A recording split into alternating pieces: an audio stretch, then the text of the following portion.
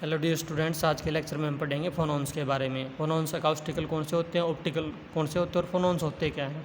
तो एटम जो है एक लैटिस के अंदर वो एक दूसरे से अटैच है, किसके द्वारा? स्प्रिंग के द्वारा। जैसे हमने लैटिस वाइब्रेशन में पढ़ा है, atoms are attach to each other by springs which are massless and follow the उक्सला। उक्सला को फॉलो करेंगे। अब ये कह रहा है कि जो आपके वाइब्रेशंस एक्साइटेड होंगे लैटिस में, अगर हम क्या करें, ईच एटम वाइब्रेशंस, एक एटम का जो वाइब्रेशन अगर हम उसको एक सिंपल हार्मोनिक ऑसिलेटर माने और क्वांटम मैकेनिक्स अकॉर्डिंग उसकी एनर्जी होगी n+12 into H cut omega. तो ये क्या कह रहा है कि उनकी जो एनर्जी होगी क्वांटाइज्ड होगी। तो ट्रांजिशन अगर लेके चलें, जैसे एब्जॉर्प्शन आपका फर्स्ट लेवल पे एक फोटोन को या कोई भी एनर्जी पार्टिकल है उसको एब्जॉर्ब कर लिया और ऊपर चले गए फर्स्ट से सेकंड लेवल पे n1 से n2 पे, तो उनकी एनर्जी चेंज को क्या लिख सकते हैं? Del E n2 minus E n1 is equal to n2 माइनस n1 into H cut omega. ये हाफ वाला पार्ट कैंसिल आउट हो जाएगा जब माइनस करेंगे। तो आपकी जो एनर्जी चेंज होगी वो एच कट ओमेगा की टर्म में होगी। n2 माइनस n1 इंटीजर है तो एच कट ओमेगा का मल्टीपल ही रहेगा, इंटीजर कोई ना कोई। तो इससे हम क्या कह सकते हैं, ये एब्जॉर्प्शन था। रिवर्स प्रोसेस हो सकता है, ट्रांजिशन का हायर से लोअर स्टेट पाएंगे तो भी सेम अमाउंट ऑफ एनर्जी क्या होगी आपकी मीट होगी। तो इससे ये प्रूव होता है कि लैटिस जो वाइब्रेशंस हैं उसकी जो एनर्जी आपकी क्या है, क्वांटाइज्ड है। और ये जो क्वांटाइज्ड एनर्जी आई है आपकी लैटिस वाइब्रेशंस की, इस एनर्जी को हम क्या नाम देंगे? फोनॉन। जैसे हम इलेक्ट्रोमैग्नेटिक वेव में जो एनर्जी चेंज लेके चलते हैं, किसकी टर्म में लेके चलते हैं? फोटोन की टर्म में। तो वहाँ पर जो क्वांटम ऑफ एनर्जी उसको हम बोलते हैं फोटोन, और यहाँ पर जो लैटिस वाइब्रेशन की क्वांटम ऑफ एनर्जी होगी उसको बोलेंगे हम फोनॉन। और ये एनालोगस मानते मतलब सेम चीज़ें हैं। जैसे आपका इलेक्ट्रोमैग्नेटिक वेव में फोटोन काम करेगा, लैटिस वाइब्रेशन में सेम इसी तरह से आपका काम करेगा फोनॉन। अब ये तो हो गया फोनॉन सिंपल। अब अकाउस्टिकल कौन सा होगा और ऑप्टिकल कौन सा होगा? तो जब आपके वाइब्रेशन है लैटिस के अंदर अगर वो सेटअप होंगे साउंड वेव्स के द्वारा तो उसको कहेंगे अकाउस्टिकल फोनॉन्स, क्योंकि साउंड से रिलेटेड वर्ड है। और अगर आपका एक्साइटेशन इसके अंदर प्रोड्यूस होंगे या वाइब्रेशंस किसके द्वारा? Optical branch. ऑप्टिकल ब्रांच का मतलब है ऑप्टिकल जो इफेक्ट आते हैं आपके इलेक्ट्रोमैग्नेटिक वेव के, इलेक्ट्रिक फील्ड कंपोनेंट के कारण आते हैं। तो इलेक्ट्रोमैग्नेटिक वेव के कारण जो आ रहे हैं आपके, वो हो जाएगा उस केस में आपका क्या हो जाएगा? ऑप्टिकल जो आपके हो जाएंगे फोनॉन्स हो जाएंगे। तो यहाँ पर कुछ कंसेप्ट्स बताए गए हैं जो आपके फोटोन पे भी अप्लाई होते हैं और फोनॉन पे भी, दोनों के ऊपर सेम। तो सबसे पहला वेव पार्टिकल ड्यूअलिटी, मतलब वेव आपका कोई भी पार्टिकल है तो उसका वेव नेचर भी और पार्टिकल नेचर भी, ये आपका फोनॉन पे भी अप्लाई होगा। और फोनॉन्स का भी मोमेंटम होगा। फोनॉन्स का मोमेंटम क्या लिख सकते हैं? जैसे सिंपल मोमेंटम होता है फोटोन का p=h/λ, इसको 2π से डिवाइड 2π से मल्टीप्लाई कर दो तो h/2π हो जाएगा, h कट 2π/λ हो जाएगा k। h कट k ये मोमेंटम, इसको हम कई बार कहते हैं कि it is the momentum of crystal. तो क्रिस्टल का मोमेंटम भी मानते हैं। अब हमने फोनॉन लिया है, फोनॉन को लैटिस वाइब्रेशन के लिए यूज कर रहे हैं, तो डायरेक्शन और इसकी वेलोसिटी के लिए तो वेव वेक्टर के का यूज़ करें, तो वेव वेक्टर की टर्म में मोमेंटम लेंगे तो हम किसके लिए यूज़ करेंगे? फोनॉन के लिए। Phonons do not carry physical momentum in reality, करके रियलिटी में फिजिकल मोमेंटम कैरी नहीं करता, but for many practical purposes phonons behave as if they momentum equal to H cut k. लेकिन आपके प्रैक्टिकल पर्पजेज हैं उसके अंदर ऐसा लगता है या इस तरह से आती हैं इक्वेशंस की, उसके अकॉर्डिंग आपका momentum H cut into k होगा। Phonons are indistinguishable particles like photons, मतलब इनडिस्टिंग्विशेबल मतलब अलग अलग नहीं कर सकते। डिस्टिंग्विशेबल तो कौन से, जिनको हम अलग अलग बता सकते हैं, ये पार्टिकल 1 है, ये 2 है, ये 3 है। लैटिस वाइब्रेशन में हमने सेम टाइप के एटम माने थे, एटम 1 2 3 इक्वल डिस्टेंस पे, तो सबके सब सेम है, तो इनडिस्टिंग्विशेबल बोल सकते हैं। तो जो भी इनडिस्टिंग्विशेबल है उसके ऊपर हम अप्लाई कर सकते हैं बोस-आइंस्टीन स्टैटिस्टिक्स। तो ये आपकी फोनॉन पे भी अप्लाई होगी और फोटोन पे भी। Energy of phonon is given by h cut omega. Simple term में एच म्यू लेके चलते हैं और इसको अगर वही बात 2π से डिवाइड और मल्टीप्लाई करोगे h/2π एच कट और 2π म्यू ओमेगा, इस टर्म में किस में चले जाएगी आपकी? चली जाएगी फोनॉन के लिए। Phonons travel with speed of light. Photons तो ट्रैवल करते हैं स्पीड ऑफ लाइट के साथ और फोनॉन ट्रैवल करते हैं velocity of sound in the solid. ये जो आपकी साउंड की वेलोसिटी है उसके हिसाब से आपके क्या करेंगे? ट्रैवल करेंगे। Due to particle nature of phonons, interaction between 2 phonons और बिटवीन 1 फोनॉन एंड 1 इलेक्ट्रॉन, क्या कह रहा है कि पार्टिकल नेचर के कारण जो इंटरेक्शन होगा आपका, हम 2 फोटोन लेके चल पड़े या 1 फोटोन और 1 इलेक्ट्रॉन लेके चल पड़े, तो वो आपकी जो कोलिजन होगी उसको हम स्कैटरिंग कोलिजन मान के चलेंगे 2 पार्टिकल्स के बीच। तो अब निकालेंगे हम एनर्जी ऑफ इलास्टिक वेव बोलते हैं इनको, जैसे स्प्रिंग से अटैच आपके एटम्स, तो ये वेव प्रोड्यूस होंगी इलास्टिक वेव, इसकी energy n+12 H cut omega. When mode is excited to quantum number n, किसी n स्टेट पे ले गए lattice is said to have n phonons with energy equal to h cut omega and half h cut omega corresponds to 0 point energy। ये क्या कह रहा है कि हाफ एच कट ओमेगा तो 0 पॉइंट एनर्जी होगी, और ये जो n रिप्रेजेंट कर रहा है ना कि हमने किसी मोड n पे एक्साइट कर दिया, तो ये n आपके नंबर ऑफ फोनोन्स को बता रहा है इस इक्वेशन के अंदर। और अगर थर्मल एनर्जी की बात करते हैं कि average number of photons in A vibrational mode, बहुत साइंस स्टैटिस्टिक्स अभी बताया था कि अप्लाई होती है, तो उसके अकॉर्डिंग निकालेंगे number of photons 1 by exponential h cut omega by KT minus 1। और ये केस जो आपका था, अगर बात करोगे आप फोटोन्स की, तो यहाँ पर h म्यू बाई KT होता है। फोटोन्स के केस में h cut omega by KT minus 1। इस तरह से नंबर ऑफ फोनोन्स निकाल सकते हैं। अब जो फ्रीक्वेंसी स्पेक्ट्रम है, फोनोन्स की जो रेंज होगी वो कितनी होगी, 10⁴ टू 10⁻13 हर्ट्ज तक जाएगी। ये साउंड की होती है 10⁴ से 10⁻13 हर्ट्ज तक। लोअर पार्ट जो फ्रीक्वेंसी का वो लाई करेगा आपका अकाउस्टिकल रेंज में साउंड के लिए, और हायर आपका लाई करेगा इंफ्रारेड रेंज में। ये रिप्रेजेंटेशन है। एक फोटोन जो होगा उसको रिप्रेजेंट करते हैं हम वेव की तरह से, इस तरह से इंसिडेंट। अगर इसको इंसिडेंट करेंगे तो थोड़ा सा चेंज आ जाएगा, ये आपका स्प्रिंग की तरह वो। ये रिप्रेजेंटेशन है दोनों की। अब कुछ इनडायरेक्ट एविडेंसेस हैं जो सजेस्ट करते हैं कि लैटिस वाइब्रेशंस क्या आपकी क्वांटाइज्ड है, मतलब डायरेक्टली ना बता के कुछ वेज है जहाँ से पता चलता है कि लैटिस वाइब्रेशंस क्या आपकी क्वांटाइज्ड है। तो लैटिस जो हीट कैपेसिटी है सॉलिड्स की वो 0 हो जाती है जब आपका टेम्परेचर 0 केल्विन होता है। ये फैक्ट तभी एक्सप्लेन कर सकते हैं हम जब हम लैटिस वाइब्रेशंस को क्वांटाइज्ड मान के चलेंगे। दूसरा, एक्सरे और न्यूट्रॉन्स की स्कैटरिंग है, inelastic scattering by crystals. इसके अंदर जो आपकी एनर्जी चेंज आएगी और मोमेंटम चेंज आएगी, वो कोरस्पॉन्ड करेगी एब्जॉर्प्शन को या इमिजन को, वो तो होना ही आपका।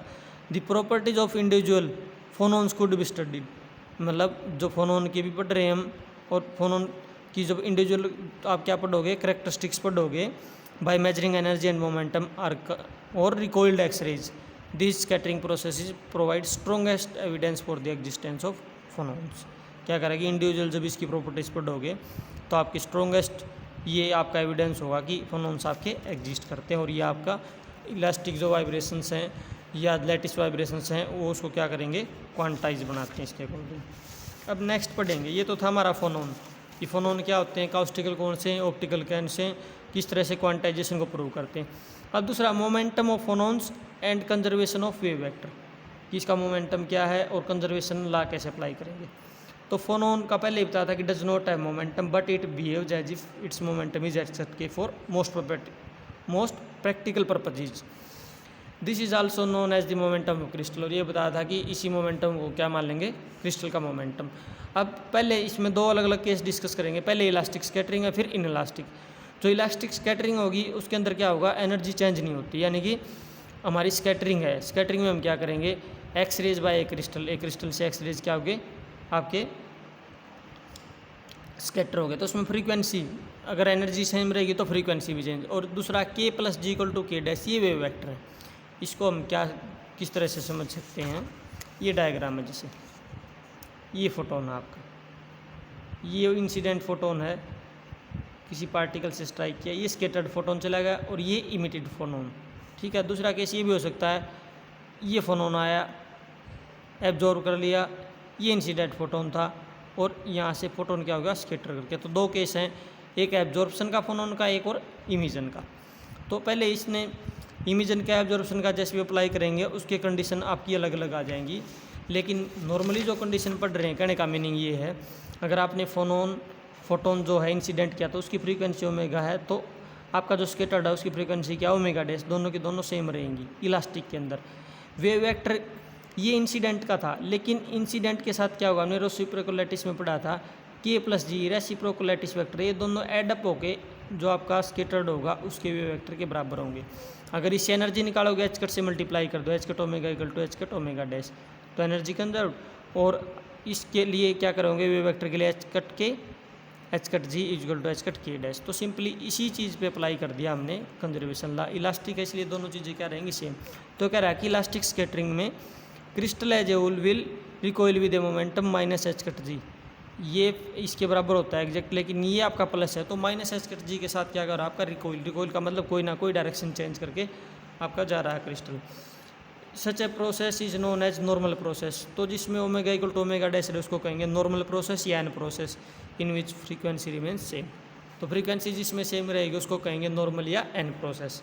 इन इलास्टिक स्कैटरिंग हो जाएगी तो एनर्जी सेम नहीं रहेगी, तो एनर्जी सेम नहीं रहेगी तो वेव वेक्टर भी सेम नहीं रहेगा।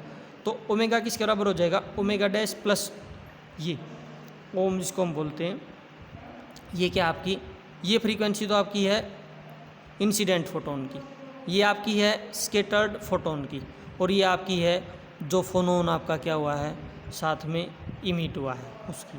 अगर यहाँ पर वेव वेक्टर की बात करेंगे तो k प्लस जी इंसिडेंट का पहले बताया था रेसिप्रोकल के साथ उसी तरह, लेकिन अगर इसके अंदर क्या करें आपका दो वेक्टर हो जाएंगे k डैश स्केटर्ड का प्लस ये जो कैपिटल K आपका वेव वेक्टर है ये आपका फोनोन का।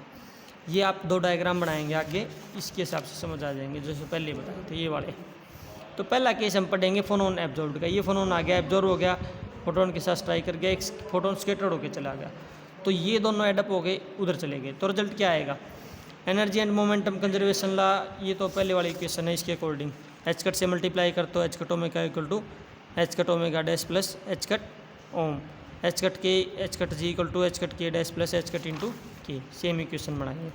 अब इसी के साथ ये जो हम फ्रीक्वेंसी किसकी थी, इमिटेड फोनोन की।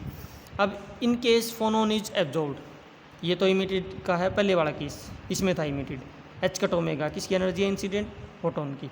अब ये स्कैटर हो गया और ये इमिट हो गया, तो किसके बराबर होगी, इस ये डिवाइड होगी ये एनर्जी किसी में, इसमें और इसमें, तो ये इसकी एनर्जी और ये इसकी एनर्जी।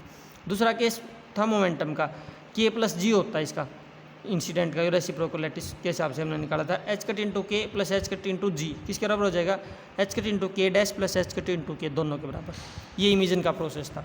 दूसरा अगर प्रोसेस ले एब्जॉर्प्शन का, तो एब्जॉर्प्शन में ये दोनों एक साइड हो जाएंगे, स्कैटर्ड आपका एक साइड हो जाएगा। तो इफेक्ट क्या आएगा, स्कैटर्ड ओमेगा प्लस ओम इंसिडेंट प्लस फोनोन दोनों का एडअप होके इसके बराबर हो जाएगा। ठीक है, मोमेंटम वेव वेक्टर में क्या आएगा, ये आपका इंसिडेंट का है, के प्लस जी रेसिप्रोकल अब की बार किस पे अप्लाई होगा, फोनोन जो आपका एब्जॉर्ब रहा है उसके ऊपर, इक्वल टू के डैश इसके बराबर, एच कट से मल्टीप्लाई कर दो, H cut K capital K plus H cut ji equal to H cut into के डैश। बस ये इक्वेशंस बनानी आनी चाहिए। फ्रीक्वेंसी दोनों के दोनों ये एडअप हो रहे, दोनों की फ्रीक्वेंसी ऐड कर दी, इसके बराबर एच कट से मल्टीप्लाई कर दो, एनर्जी हो जाएगी। दोनों के वेव वेक्टर एडअप कर दो, के प्लस जी, इधर वाले पे हमेशा रेसिप्रोकल वेक्टर लगेगा, जो रिजल्टेंट जाएगा उधर वाला लग जाएगा आपका। ठीक है, के डैश मल्टीप्लाई कर दो, ये आपका क्या आ गया मोमेंटम। तो इस तरह से दोनों के दोनों प्रोसेस क्या हो गया आपके कंजर्वेशन लॉज को शो कर रहे हैं, और इसके अंदर आपकी क्या फ्रीक्वेंसी दोनों की इक्वल नहीं है। Such processes are known as umklapp UMCLAW clap process या यू प्रोसेस भी बोल देते हैं। In this process a phonon is created और डिस्ट्रॉयड, फोनोन क्रिएट हुआ यहाँ पे डिस्ट्रॉय हुआ, एब्जॉर्ब कर दिया उसको, along with Bragg's reflection. In this process momentum is transfer to the crystalliser, तो मोमेंटम क्या जाएगा आपका ट्रांसफर। तो ये कंजर्वेशन लॉज है मोमेंटम के और एनर्जी के। अब एक चीज़ और रहती है आपकी फोनोन के अंदर, फोनोन का टॉपिक आपका कंप्लीट हो जाएगा। फिर इनलास्टिक स्कैटरिंग बता रखी इस फोनोन की, ये प्रोसेस हम पढ़ भी चुके हैं पहले भी। फोनोन जब इंटरेक्ट करेगा, फोटोन इंटरेक्ट विद फोनोन, जैसे इमेजन में पढ़ा था, it gets scattered, this may be due to the local concentration of atoms change because elastic strained field of sound waves and hence refractive index of crystal change. कह रहा है कि local concentration change हो जाएगी और उसके कारण change होगी ना कहीं भी एटम की कंसंट्रेशन, तो उसके कारण रिफ्रैक्टिव इंडेक्स चेंज आ जाएगा क्रिस्टल का। इसी को दिस में भी इंटरप्रेटेड इन अनदर वे, दूसरे वे में भी कह सकते हैं कि electric field of electromagnetic wave sets up periodic strain in crystal and hence elastic properties of crystal change. ये अब आपका अकाउस्टिकल ऑप्टिकल दोनों चीज़ों में जा रहा है। इलेक्ट्रोमैग्नेटिक वेव से प्रोड्यूस करोगे तो पहले बता दो आपका ऑप्टिकल टर्म में आ जाएगा। फोटोन की फ्रीक्वेंसी म्यू होती है, एच म्यू एनर्जी का, एच म्यू को ये भी लिख सकते हैं ओमेगा को 2 पाई म्यू, तो म्यू हो जाएगा ओमेगा बाई 2 पाई। ये प्रोपोगेट करेगा क्रिस्टल में। अगर वेव वेक्टर निकालोगे K equal to 2 pi by lambda, 2 pi lambda को क्या लिख सकते हैं, लेमडा को आप लिख सकते हैं सी बाई म्यू, लेकिन यहाँ पर वेलोसिटी है आपकी वेव की वी बाई म्यू, म्यू ऊपर चला गया, ये आ गया आपका के, ये ओमेगा हो गया, ये हो गया आपका वी। तो यहाँ से ओमेगा को क्या लिख सकते हैं हम, के इंटू वी, इस टर्म का हम यूज करेंगे।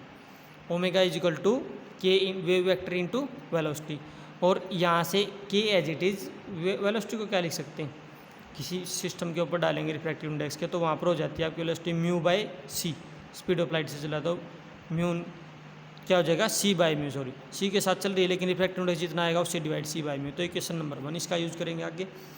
अब ये केस आपका स्कैटरिंग का इन इलास्टिक का, h cut into omega, h cut into omega dash plus H cut into ohm, जो पहले इमिजन का प्रोसेस था।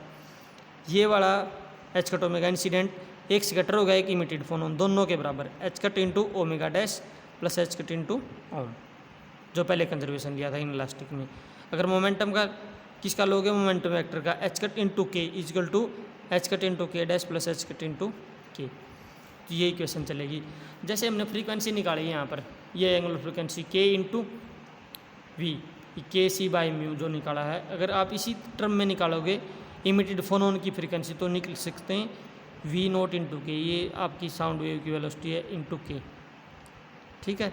तो इसी टर्म में अगर इसको निकालेंगे ओमेगा को वी के, या अगर वेलोसिटी स्पीड ऑफ लाइट सी हो जाएगा तो सी इंटू के भी लिख सकते हैं।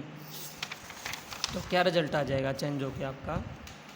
अब ये कह रहा है कि इवन एफ के इज कंपेरेबल टू कैपिटल के जो है स्मॉल के, यानी कि फोनोन और फोटोन के अगर वेव वेक्टर कंपेरेबल हैं तो उस केस में आपकी कंडीशन क्या चली जाएगी, omega comparable to omega dash, K comparable to K dash, दोनों नियर बाय क्या हो जाएंगे, कंपेरेबल हो जाएंगे। अब ये वाला बना रखा है देखो यहाँ पे एक डायग्राम, ये आपका स्कैटर्ड फोनोन है, ये इमिटेड फोटोन, ये इमिटेड फोटोन, और ये रिजल्टेंट दे रखा है इमिटेड फोनोन। तो वही इक्वेशन है इमिटेड फोनोन मान ली, लेकिन इसको एक वेव वेक्टर की टर्म में दिखा रखा है। तो यहाँ से अगर साइन 5/2 की वैल्यू निकालोगे तो हमारी इक्वेशन बन जाएगी कैपिटल के इक्वल टू के प्लस के dash sign of 5/2, 5 scattering angle है। यहाँ से अगर के डैश के बराबर हो जाएगा तो ये 2 हो जाएगा, 2 के साइन ऑफ 5/2, और के की वैल्यू निकाली है हमने ओमेगा म्यू बाई सी, ये आपकी इक्वेशन नंबर 1 से निकली है, हमने डायरेक्ट ली है k equal to omega mu by c. इस इक्वेशन के अंदर पुट कर दो, ट्वाइस तो हो गया था ये 2 के की जगह omega mu by c sine of 5/2। अब इसकी फ्रीक्वेंसी किसके बराबर थी फोनोन की, v naught into k, v naught ये हो गया और के ये multiply 2 omega mu by c sine of 5/2। तो ये क्या कहता है, this equation gives frequency of phonon, तो ये फोनोन की फ्रीक्वेंसी दे रहा है। The phonon have been created using intense laser source, intense laser source microwave frequency range के अंदर यूज करेंगे, और क्वार्ट्ज और सफायर से आपका जो आपके क्रिस्टल्स हैं इससे प्रोड्यूस होंगे आपके phonons. The photon frequency shifts have been found to be in close agreement with shifts calculated from equation 9, अगर इससे निकालेंगे तो एग्जैक्ट एग्रीमेंट में आएंगे। The velocity of sound is measured by ultrasonic method at low frequency, ultrasonic method से हम sound की velocity को मेजर कर लेंगे।